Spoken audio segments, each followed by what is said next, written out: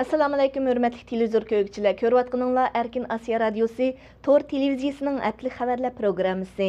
Mən Gülçehra. Məzkur proqramımızda müş bir həftə jarayanda radiomuzda Uyğurlarga dair berilgan bir qism mühim xəbərlərimizni əsiltib etməkçimiz. 5 noyabr Dünya Uyghur Qurultayı hər qaysı kişilik hüquq təşkilatları bilan birlikdə Nyu-Yorkdagi Birləşmiş Dövlətlər Təşkilatı baş ştabi oldida namoyish qilib, Xitoyni kişilik hüquq kengashiga a'zo qilishga bo'lmaydiganligini bildirdi. Birləşmiş Dövlətlər Təşkilatı Kişilik Hüquq Kengashi 12 noyabr saylam o'tkazib, kişilik hüquq kengashiga a'zo bo'ladigan 47 davlatni bekitib chiqmoqchi edi. Xitoymi mazkur kengashga a'zo bo'lishga iltimos sungan. Namoyish qatnashayotgan Dünya Uyghur Qurultayı raisi Rabiya Qadir xonim ziyoratimizni qabul qilib, Xitoyga o'xshash kishilik huquq buzg'unchilarining kengashga a'zo bo'lish salohiyati yo'qligini bildirdi. U dunyo jamoatchiligiga murojaat qilib, Birlashgan Davlatlar Tashkiloti kishilik huquq kengashiga Xitoyni a'zo qilib qo'yish kishilik huquq va demokratiyaga qilingan haqorat dedi. Uyghur Biz To'rining xabar qilishicha, Tianmenga avtomobil bilan hujum qilish vaqasidan keyin Beijingda tirikchilik qilayotgan Uyg'urlar tekshirish obyektiga aylangan. Ularning kun almig'i texim taslashgan. Xabarda shu xil qismatga yo'liqqan Navay Mehmet Tursunning aytganlaridan naql elib ko'rsatishicha, 28 oktyabrdagi hujumdan keyin doirlar uning Navay xonasini taqib etgan.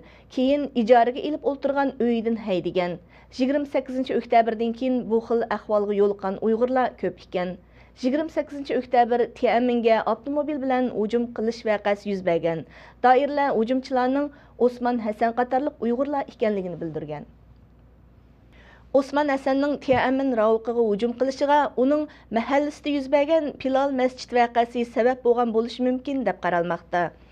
Aqtu Ujmi yeza Yangi Aymaq kentining sobiq sekretari Hamid Turdi buningdagi mumkinchiliklarni bayon qildi.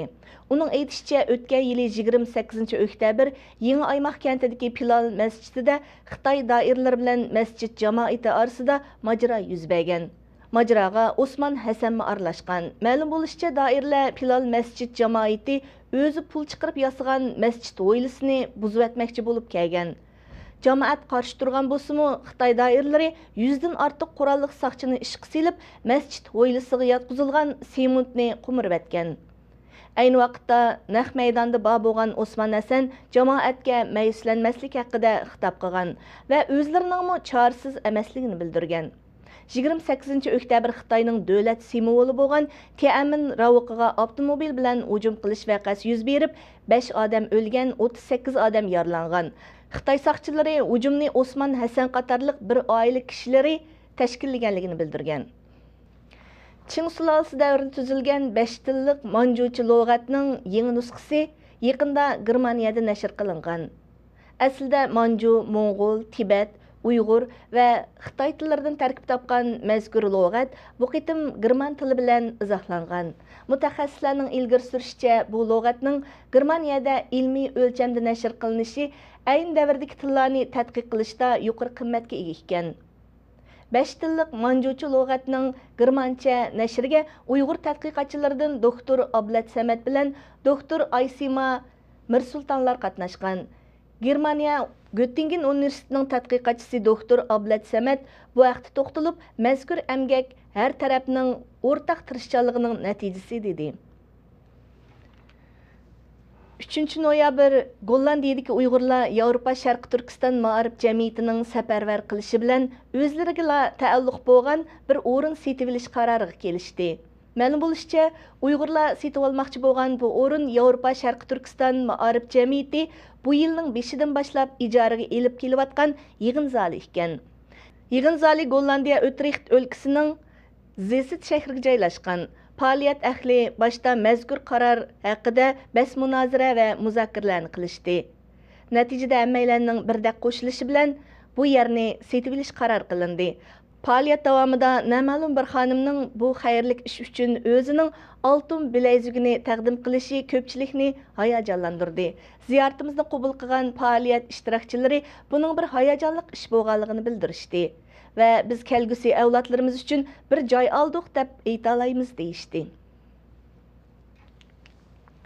Mustaqil tədqiqatçı İlham Toxtining bildirishicha 2 noyabr davlat amallig'ini qo'g'dash soqchilarining avtomobili u oilastikilar bilan o'ltirgan avtomobilni so'qqan. Uni so'qqan avtomobildagi soqchi shundoq seni men so'qdim. Sen buning nima uchunligini obdan bilasan degan.